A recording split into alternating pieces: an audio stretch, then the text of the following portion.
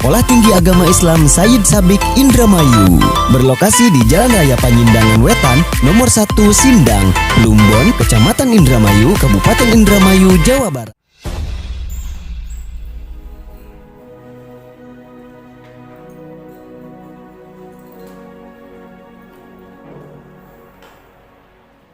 Assalamualaikum warahmatullahi wabarakatuh. Waalaikumsalam warahmatullahi wabarakatuh. Sehat semuanya? Alhamdulillah. Ya. Alhamdulillah pada kesempatan siang hari ini, sebelum kita mulai pembahasan pada kali ini, pada minggu kemarin kita sudah melakukan kontrak perkuliahan. Pada hari ini kita akan mengantar berkaitan tentang mata kuliah belajar. Baik, sebelum kita mulai pengantar ini, kita membaca sebelum masani Al-Fatihah.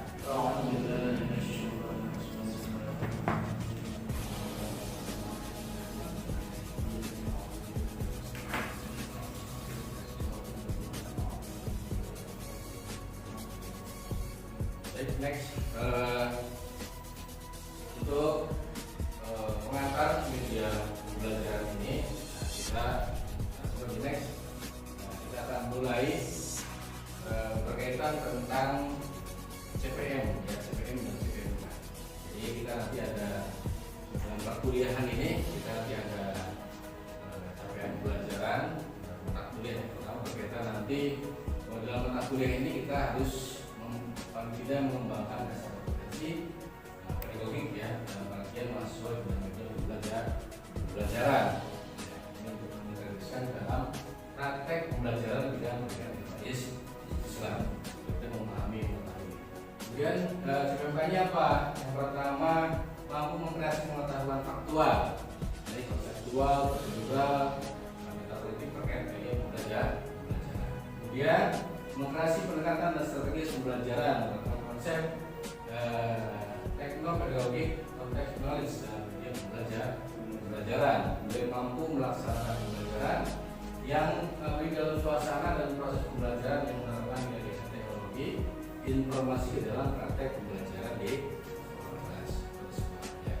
Next, nah, ini tadi berkaitan dengan CMK, nanti akan kita bahas pada pertemuan selanjutnya. Nah, kita mulai ke pengantar media pembelajaran. Paling tidak mahasiswa ini memahami, mengetahui makna daripada media pembelajaran. Apa artinya? Media pembelajaran adalah alat yang dapat membantu proses pembelajaran agar pembelajaran ini lebih mudah, jelas dipahami. Nah, ini dalam pandangan Briggs 7 sarana fisik, ini menjadi sarana fisik untuk menyampaikan isi materi pembelajaran seperti buku, video, film dan lain-lainnya. Ya, ini nanti biasanya ada beberapa konteks, biasa dengan visual, ya, dengan audio atau dengan kinestetik.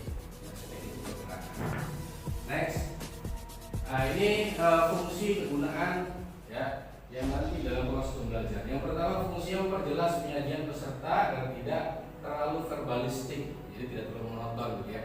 Jadi ada perubahan. Kemudian mengatasi keterbatasan ruang waktu dan daya ingat.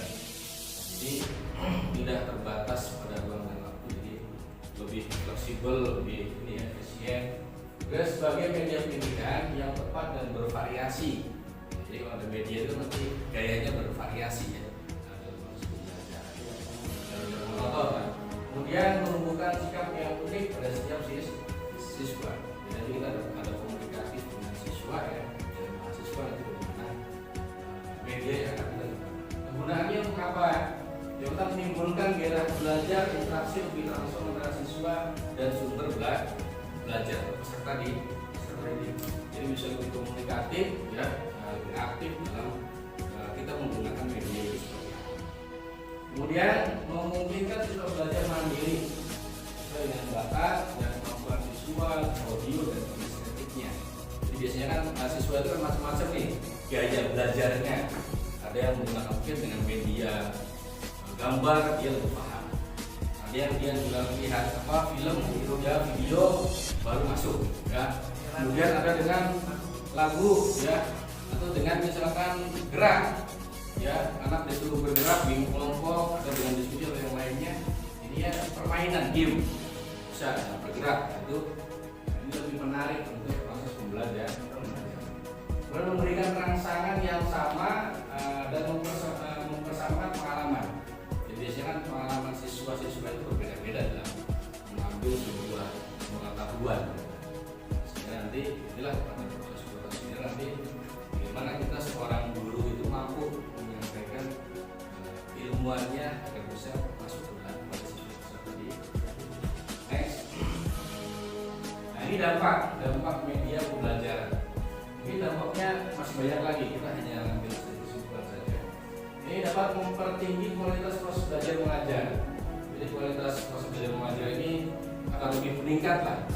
Jadi tidak hanya monoton belajarnya cuma ceramah atau apa ya, gitu ya.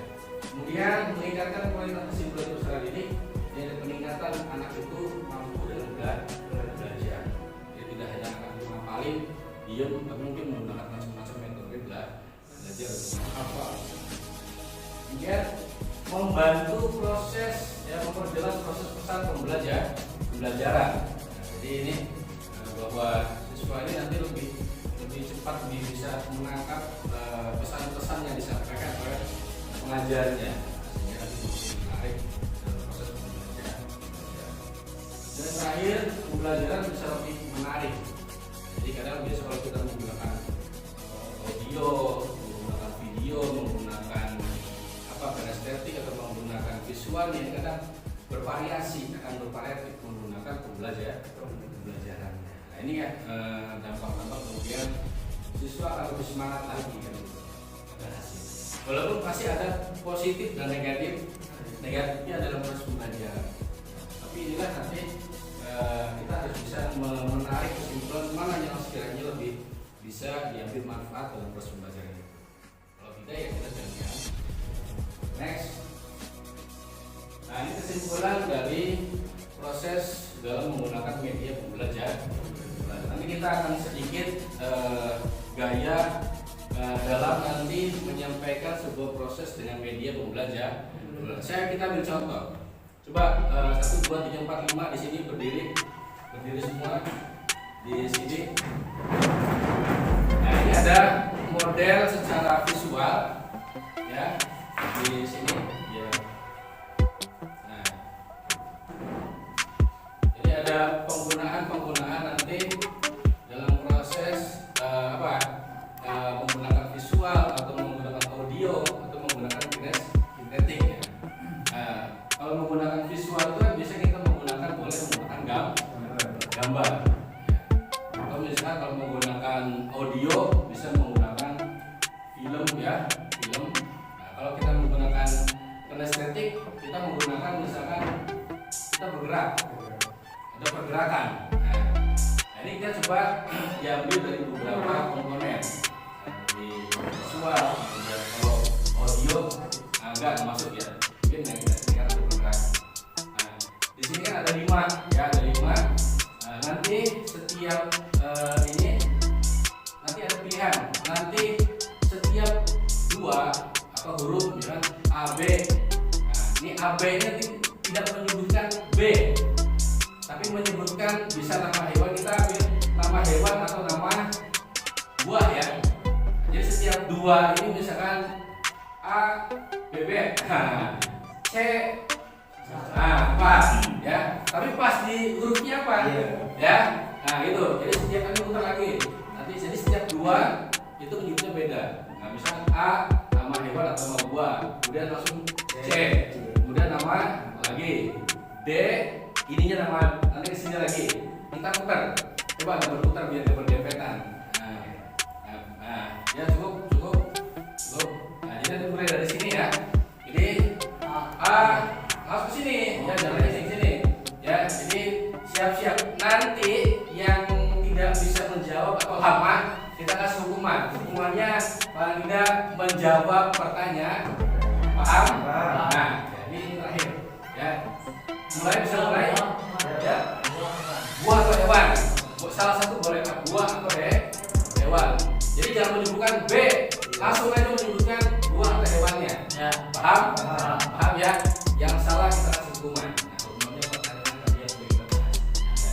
Paham?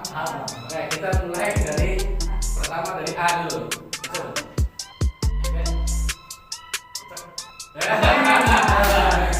Sebutkan C per 2. Ya, satu sanksi ya. Nah, kita cari temennya ya.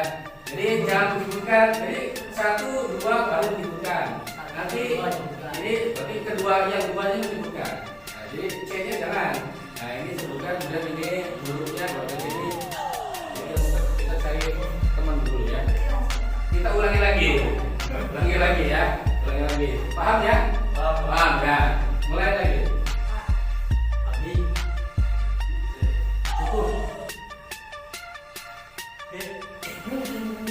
Pak. Harusnya. A B C D E ya, 2 ya. Kita hukuman 2. Dan baik, kita hukuman 2 ya. Satu lagi, kita tiga teman. Ya, mulai lagi dari awal ya. Awas, ingat ya, A B C D E F G H. Ya, ingat. Ya, ulangi dari A.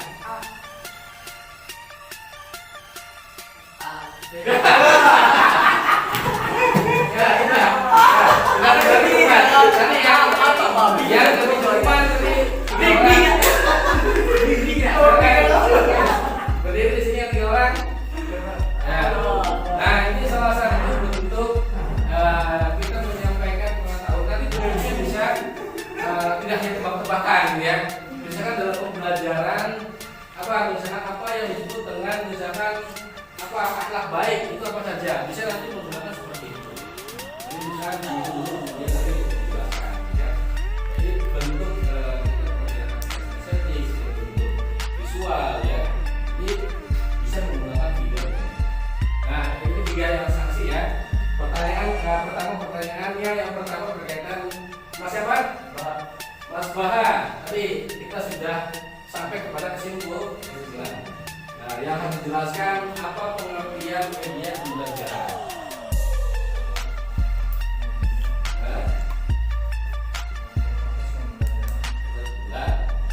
Bisa ya.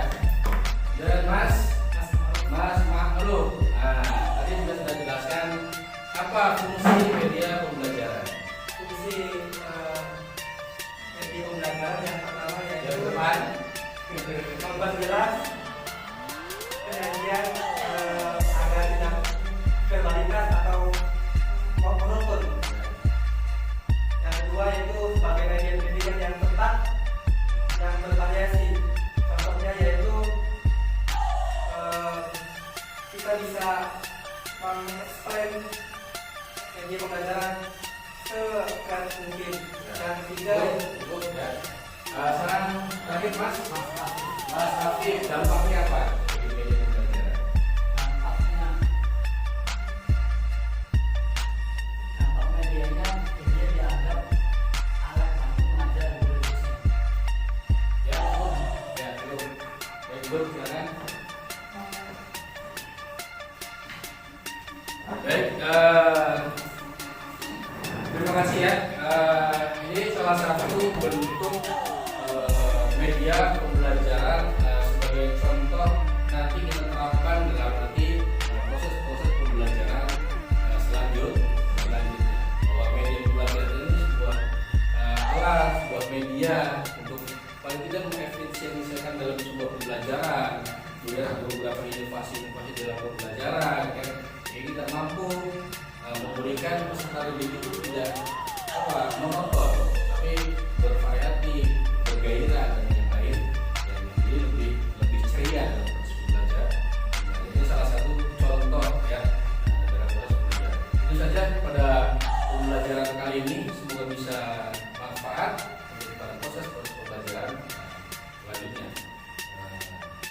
Terima kasih ya kesempatan kali ini.